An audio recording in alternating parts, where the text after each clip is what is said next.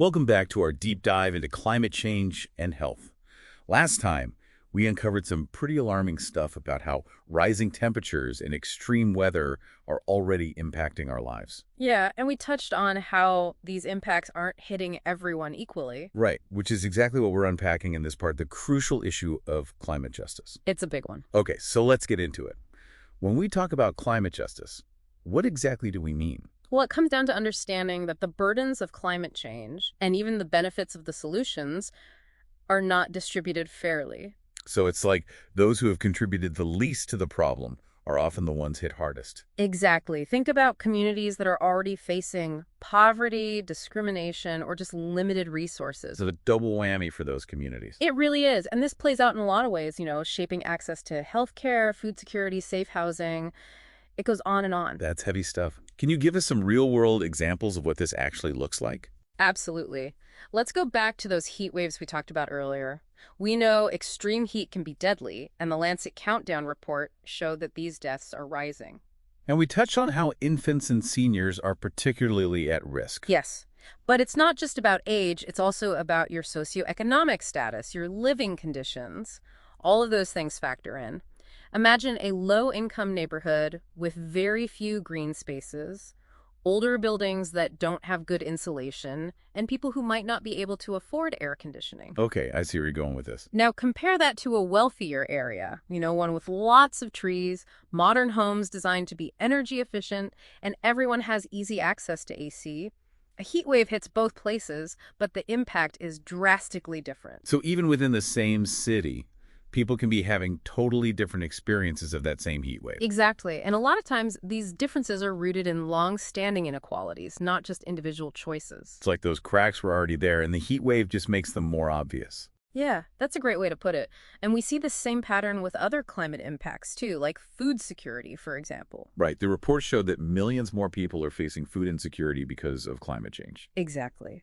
But imagine a rural community, one that depends heavily on farming. Let's say their crops fail because there's a drought, and they have very few resources to adapt. They can't just go to the store and buy a bunch of food. I get it. Now think about a different community, maybe one with more diverse income sources, access to supermarkets, and government support, maybe even some kind of safety net. When a food shortage happens, the impact is going to be much more severe for that first community. So it's not just about the climate event itself. It's about those underlying vulnerabilities that get magnified. Exactly. Climate change is like a threat multiplier. It takes those existing inequalities and makes them worse. And what about those infectious diseases we talked about? Does climate justice play a role in that too? For sure. As climate change makes it easier for disease-carrying insects to spread, it's often the communities least equipped to handle them that are most at risk. I can see how that would be a problem. They might not have access to health care, or maybe there's a lack of sanitation, or even just accurate information about how to prevent the spread of these diseases. Right, so it's like a vicious cycle. Climate change sets the stage for disease, Yeah.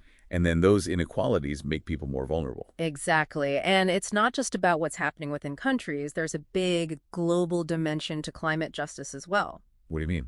Well, think about it. The countries that have contributed the least to climate change, often those in the global south with developing economies, they're often the ones facing the worst effects. That's not fair at all. No, it's not. They might be dealing with rising sea levels or more intense storms or disruptions to their agriculture, even though their actions had very little to do with causing the problem. So it's almost like those who benefited the least from industrialization are now bearing the brunt of it.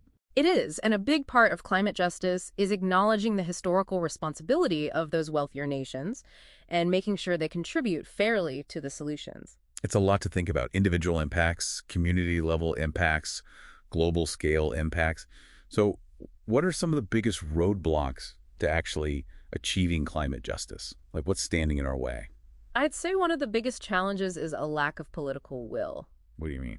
Well, many governments and corporations are still focused on short-term profits, even if it means sacrificing long-term sustainability and equity. I can see how that would be a problem. They might delay climate policies or fail to invest in vulnerable communities or even actively damage the environment. So part of the solution is about changing those priorities and making sure the people in power are actually taking this seriously. Exactly. We need to hold our leaders accountable and demand real action. We need policies that focus on justice and equity alongside those emission reduction targets. But it's not just about governments, right? Individuals have a role to play too. Totally. We can all make choices that lessen our own impact, like we talked about earlier, eating less meat, being mindful of our energy use, supporting better transportation options. Yes, every little thing counts. But individual actions are going to be much more effective when they're part of a bigger movement for systemic change. We have to raise awareness, engage in our communities, and fight for those policies that promote justice and equity at every level. So we need both individual action and systemic change. They got to work together. Exactly. And another big obstacle is a lack of representation and inclusion when those climate decisions are being made. What do you mean? Well, historically, marginalized communities, the ones most impacted by climate change, they've often been left out of the conversations about climate policy. Their voices aren't heard, their needs aren't prioritized, and often the solutions don't address the root cause of their vulnerability. So it's like trying to solve a problem without talking to the people who are actually experiencing it. That's exactly it.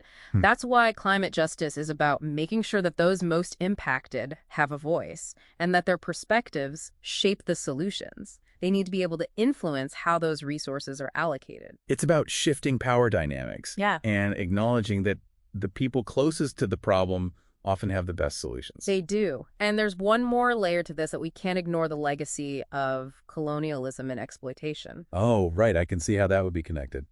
For centuries, wealthy nations in the global north have benefited from extracting resources and polluting the planet.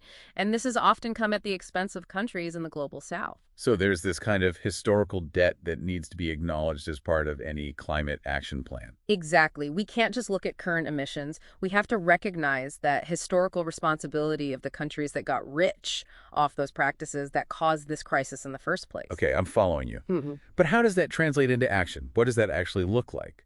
Well, it means going beyond just reducing emissions. Wealthier nations need to help developing countries transition to clean energy and adapt to those climate impacts. They need to help them build resilience without being burdened with even more debt. So it's about sharing responsibility and resources in a way that makes up for those past wrongs. Exactly. This is about so much more than just making individual changes, like switching to energy-efficient light bulbs or driving less. It's about changing systems of oppression and rethinking how we value people and the planet. Wow, you're right. It really puts things in perspective. But with all these complexities, where do we even begin? What can we actually do to move toward that vision of climate justice? Well, I think one of the most important things is to support the organizations and groups that are already doing this work. Find grassroots groups that are fighting for environmental justice in their communities. Donate to organizations working on climate policy. Amplify the voices of those who are most affected. Find your people, find your cause, and get involved. Exactly. And don't underestimate the power of education. Read books, listen to podcasts like this one, attend webinars, just learn as much as you can about climate justice and share that knowledge with others. The more people who understand how complex this issue is, the better equipped we'll be to act. Knowledge is power, totally. But what about actually changing the systems, the policies, the structures that perpetuate all of these injustices? Well, that's where political action comes in. We need to hold our elected officials accountable for taking bold action on climate change and make sure that their actions are centered around justice and equity. Write to them, call them, show up at those town hall meetings, just make your voice heard and demand that they prioritize those most vulnerable. So it's about being active citizens, not passive bystanders. Exactly. Oh, and don't forget the power of voting. Support candidates who champion climate justice and hold those in office accountable for those promises. I'll definitely keep that in mind come election time. Okay. What about our spending habits? Can we make a difference with how we spend our money? Absolutely. Every time we buy something, we're voting for the kind of world we want to see. So choose to support those businesses that are committed to sustainability and ethical practices. And on the flip side, divest from those that are actively contributing to the problem. Think about where your money is going and align your financial choices with your values. So it's about putting our money where our mouth is, making sure we're supporting solutions, not the problems. Exactly. Every choice we make, from the food we buy to the clothes we wear to the companies we invest in, it can all be a step towards a more just and sustainable future. I love that. It makes you feel like you can actually make a difference. We can. It can feel overwhelming, but we're not alone in this. There's this whole movement growing around the world, people who are demanding climate justice and pushing for systemic change. That's encouraging. It is. Connect with that movement, find your place, and know that what you're doing, no matter how small, is part of something much bigger. This has been such an eye-opening conversation. We've gone so deep into the issue of climate justice, the disparities, the barriers, and also the solutions.